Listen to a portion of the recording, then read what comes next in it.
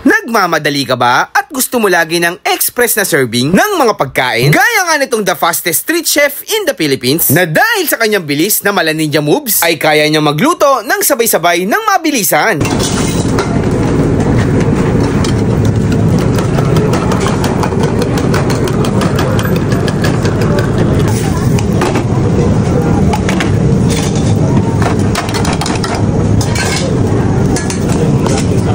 At sa halagang 30 pesos para sa kanilang pansit canton at 105 pesos naman para sa kanilang century tuna egg with rice, 85 pesos naman para sa kanilang beef loaf egg with rice. Ang tanong, masarap nga ba? Tikman natin kung gaano kasarap yan.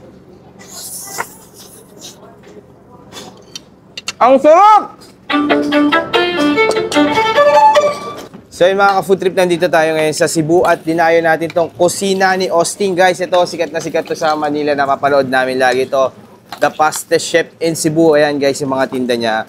May mga pansit canton, so pipili tayo dyan. So dito muna tayo sa pansit canton. Ito, try natin itong sweet chili. And then, itong century tuna. Ayan, century tuna tsaka beef loaf. Ayan. So pila na natin dito. Nakapila na tayo dito kanina. Dito tayo nakapwesto. Ayan. Tignan natin kung gaano katagal. Hello, chef. Sir. Chef, anong pangalan niyo, chef? Real, sir. Real po. Real po. Anong oras mo nag-open to? Alas 6 ng gabi, sir. 6 p.m. 6 p.m. hanggang bukas ng umaga, sir. Hanggang umaga din. Magdamag pala to. GY. Tapos guys, ito. Magkano po sa mga ganito nyo, sir? Pansit canton? 30 pesos, sir. 30 sa canton. Tapos sa tuna, yung ganito po? 105, sir. May halong itlog, isang kanin, sir. May kasama ng kanin. Ito po bestseller nyo dito, sir. Itong century tuna. Kung ano lang yung magustuhan ng customer, sir. Halos lahat naman mabenta. Kung ano lang yung mapili, sir. Mapili lang sila dyan, no? Lang, pero guys, natanong kasi natin yung tropa natin dito si Idol. Ito daw talaga yung dito. Beef loaf, tsaka yung century tuna. Tagal ka na, sir, nagluluto dito? Sobra. Ilang years na po? 10 na, sir. 10 years na rin. Pero sir, sa inyo to? Sa inyo tong Hindi po, sir. Sa kapatid ko po, sir. Kapatid mo? Yung may-ari dito, yung kapatid ko na babae. Okay. Sa yung kapatid pangalan ng kanilang tindahan, sir. Yung kutina ni Austin, sir. Din sa tindahan doon. Ayan, guys. Pangalan ng kanilang tindahan. So, pag pumunta kayo sa Cebu, guys, try nyo dito. Ito, mga typical food lang naman sa Manila. Pero siyempre, pag iba yung nagluto, parang mas masarap no? Pag bibilin mo sa mga kalye-kalye. Katulad nito, ayan, iba't ibang flavor ng pansit canton. Ayan, meron pang, meron pa silang spicy bulalo na Lucky Me. Tapos yan, may mga San Marino. Ang dami, guys. Pili lang kayo dyan. So, pinili natin yon yung pansit canton. Ito pa yung atin. Nandito, pag ganun pa yung pila. Pag ganun. Yan, pangalawa tayo sa huli.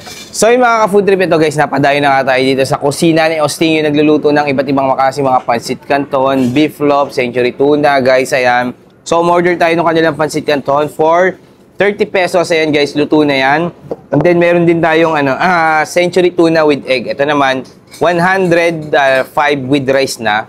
Tapos yung kanilang beef loaf na 80 pesos naman, 85 pesos pag may rice. So nandun yung rice pala natin, hindi ko nakuha, kaya na. So, tikman natin guys yung kanilang pansit canton.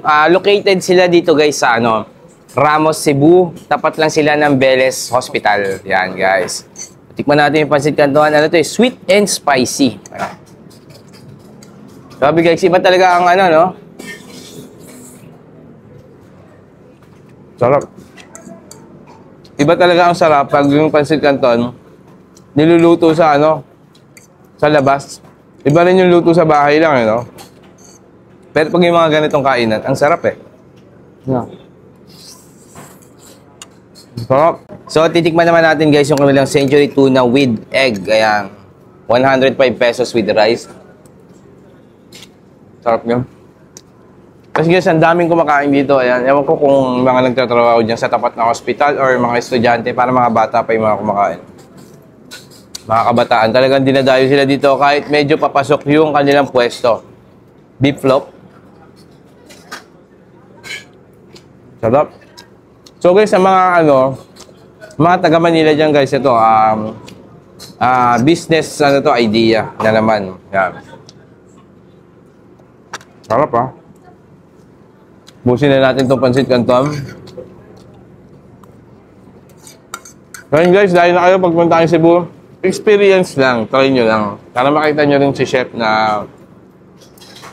or si cook kung paano magluto. Ayan. Sarap dito guys, try nyo lang, panalo. Thank you. Ayan. 5, 4, 3, go! So yun mga ka-food trip, ito titikman na natin yung pansit canton dito sa kusina ni Osting. Ayan, luto to ni Chef Ray. Tikman natin kung gaano kasarap yan. Ang sarap!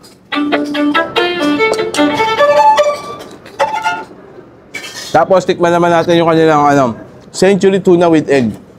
Luto pa rin ni Kuya Ray. Ang sarap! Ito naman guys, yung kanilang beef loaf. Ito talaga yung dinayo ko dito sa Cebu. Tikman natin kung gaano kasarap yan.